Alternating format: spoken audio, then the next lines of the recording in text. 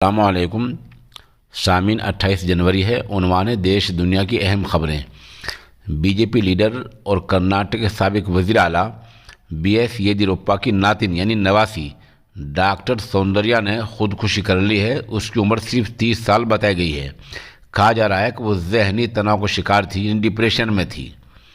उधर साबिक वज़ीर आला और समाजवादी पार्टी चीफ अखिलेश यादव ने आज मेरठ में प्रेस कॉन्फ्रेंस में कहा कि किसानों ने बीजेपी के लिए दरवाजे बंद कर दिए हैं।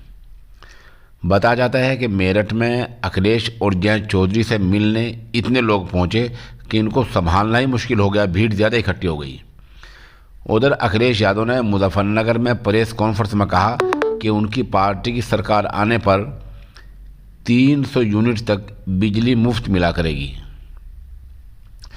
अखिलेश यादव ने वहाँ ये भी कहा कि रोड को बेहतरीन बनाया जाएगा और जो एम्बुलेंस और डायल नंबर उन्होंने शुरू की थी उसको और मज़ीद बेहतर बनाया जाएगा। इस तरह अखिलेश यादव ने एक सवाल के जवाब में वहाँ ये भी कहा कि देवबंद से राणा ही पार्टी के उम्मीदवार होंगे। ये 2-3 बातें अखिलेश यादव ने कही है। उससे पहले आपको पता ही है कि अखिलेश यादव की मुजफ्फरनगर की प्रेस कॉन्फ्रेंस दिन में 1 बजे होने वाली थी, लेकिन दिल्ली में उनके हेलीकॉप्टर को बिला वजह के देर कर दी गई, जिसमें ये प्रेस कॉन्फ्रेंस लगभग 4 घंटे लेट हुई।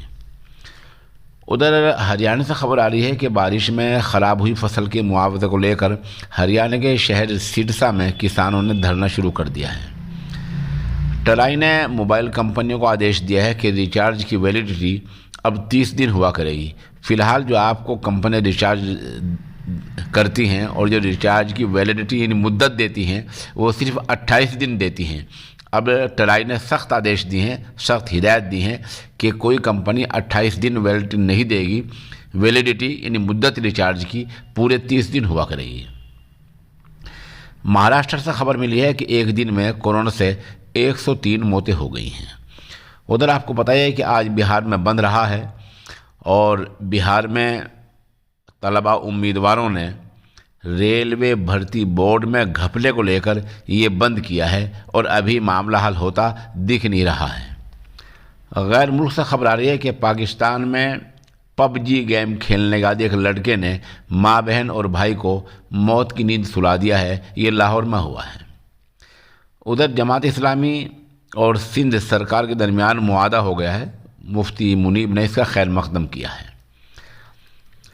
अफ़गान शहरियों की मदद के लिए यूरोप और अमेरिका का इत्तेफाक हो गया है, यानी इस बात पर एक हो गए हैं कि अफ़गानिस्तान में जो शहरी है और वहाँ उन पर जो इक़्तिसादी कमज़ोरी भुखमरी आ रही है उनकी मदद की जाएगी।